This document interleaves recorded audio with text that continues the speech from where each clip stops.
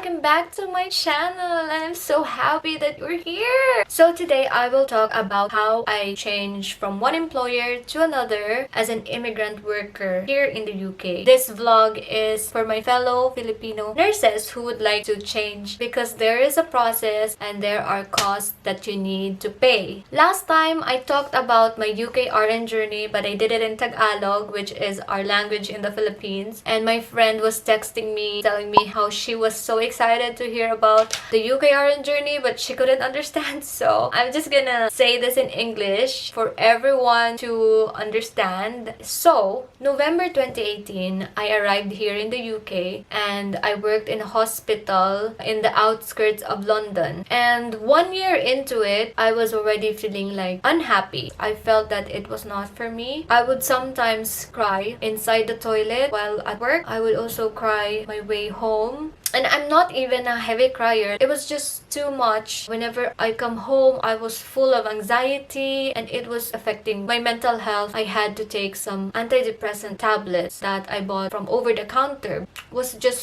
so unbearable. So I decided to apply to a different area in the same hospital, which was endoscopy, and I was rejected, which I'm used to. Everyone is just rejecting me anyway. The first hospital that I had an interview with was and I thought it was going well. I thought I'm gonna make it. But on the third stage, we have this virtual reality scenario. I wasn't able to pass. 50 was passing and I just got 48. I just have to move on and do another interview, and this time it was with my current trust, and I didn't expect much from it. On the day of the interview, I actually was like, I don't just want to go there. Maybe I'm just gonna waste my time. But I just went for it because the more that I go for interviews, the more that I'll get used to it and the more I'll be accepted on my next interviews. I received an email saying that I successfully passed the interview. A miracle!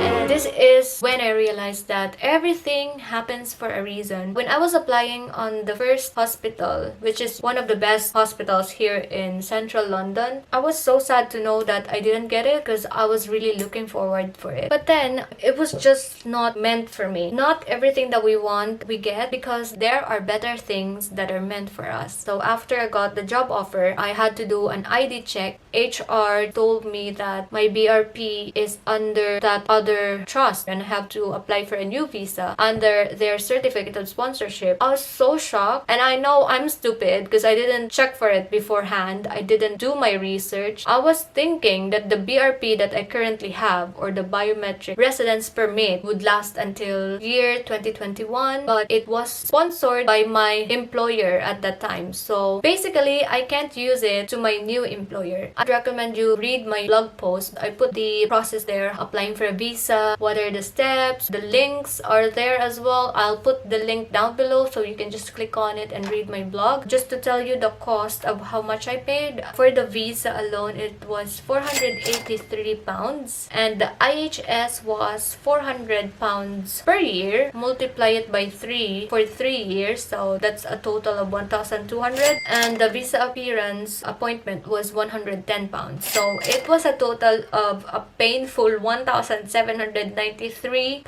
Plus, I didn't finish my contract from my old trust because it was supposed to be a 2-year contract and I just stayed there for 1 year and 1 month. So they had to charge me £900+. So that's a total of 2,700. That's the damage, and that was all of my savings. So I was like really poor, like a rat. But no matter how much I paid for it, it was all worth it because I am in a better place right now. I am with the best trust in the universe and I feel good about my job. No crying. I mean, it's not perfect. It's not a perfect world. We all meet all these different kinds of people, but there are more good people, and I'm with the area that I really like, which is an elective surgical ward. I love my manager. I don't know a lot of my colleagues, but I'm sure I'll get to know them. I might just have friends friends in the future. I'm just working there for around 2 months now. Also, I am paying less here in central London. Can you believe it?